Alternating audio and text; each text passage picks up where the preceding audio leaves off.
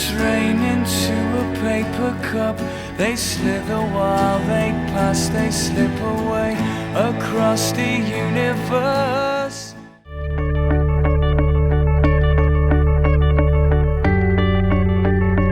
So they were divided into like jocks, unfortunately sneakerheads counted, and then you had like your Asians, your Indian people or brown people, whatever you want to refer to them as, and then like your music group and like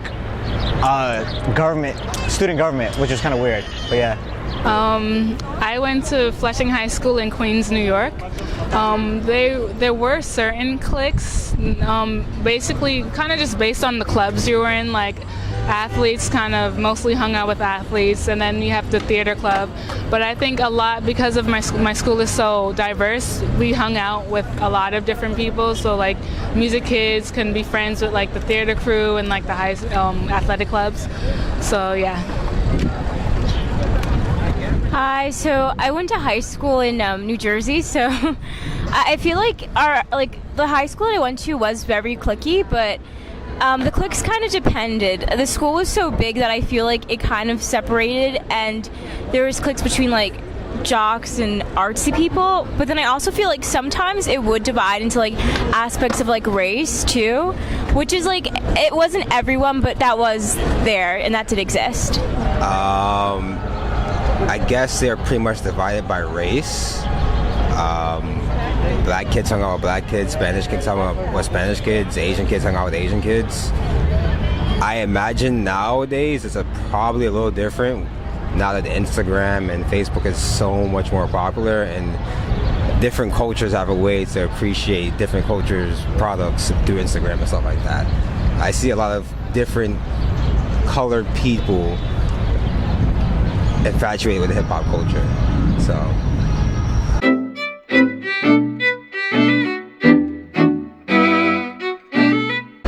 Back then, no. I mean, honestly, it didn't really matter. As long as you were cool, it didn't really make a difference. Because not for nothing, I had to get to know nobody in the class, and not everybody's a clique in the class, so it just made sense. I feel like I also like subconsciously judge people, but I don't want to let that like stop me from getting to know them or like how I treat them, like what Lauren said.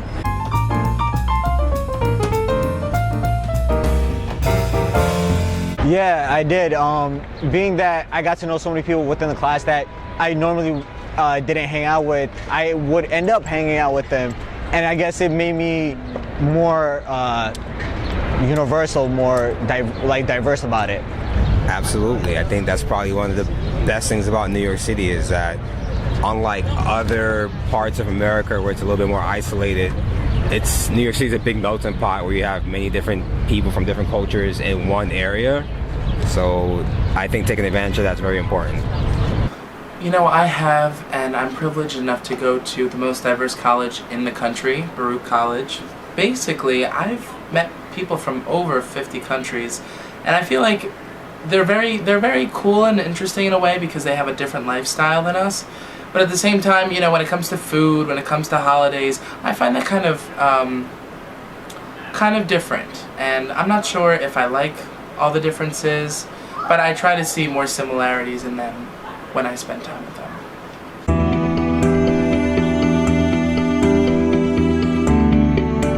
So, I guess after looking at this illustration, it does make me feel sad because I know that a lot of people go through the same thing, especially me.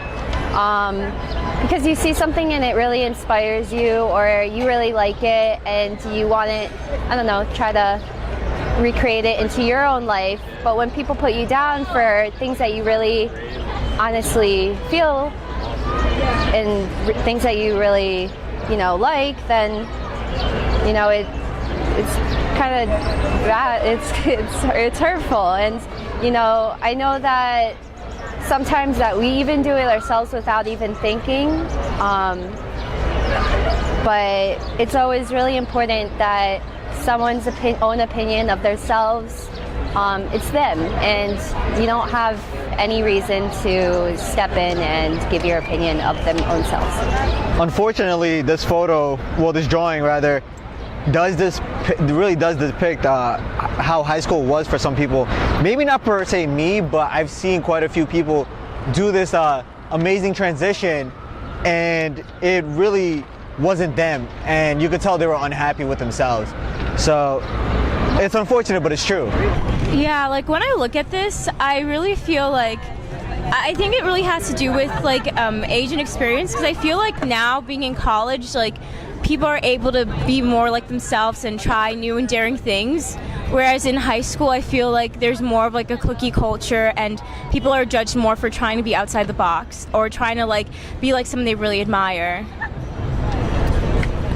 Yeah, I agree, and I kind of just think it just teaches kids or anyone just to be themselves. I mean, they say everyone else is taken, so just be yourself. So like, just you shouldn't look at yourself as something you try to change. You're made this way for a reason.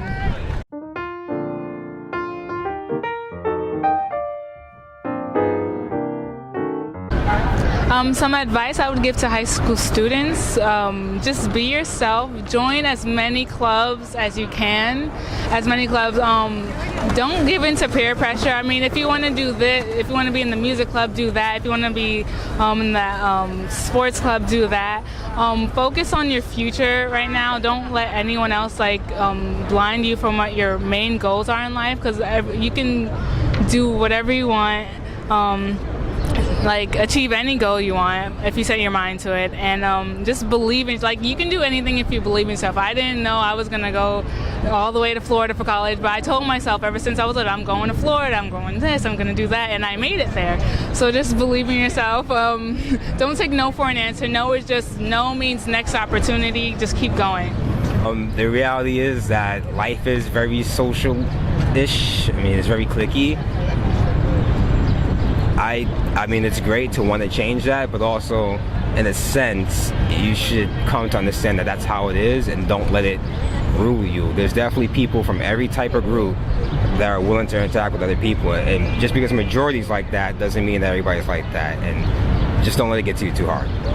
My best advice is when even picking out your friend group in high school, whether in high school and college, is be surrounded by the people that really care about you and really understand you, and that are willing to really embrace who you actually are. Because if you have people who are judging you all the time, then you have to feel sorry for them, and they don't understand the best of you. And so, yeah.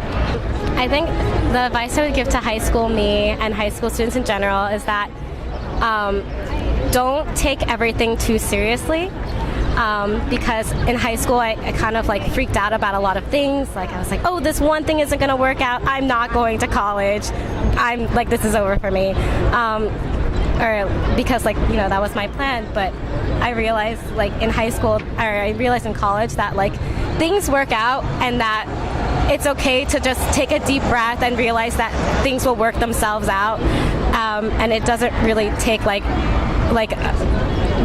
things will work themselves out. Honestly, make as many friends as you can. You don't want to be the one sitting alone at the table at lunch, like me.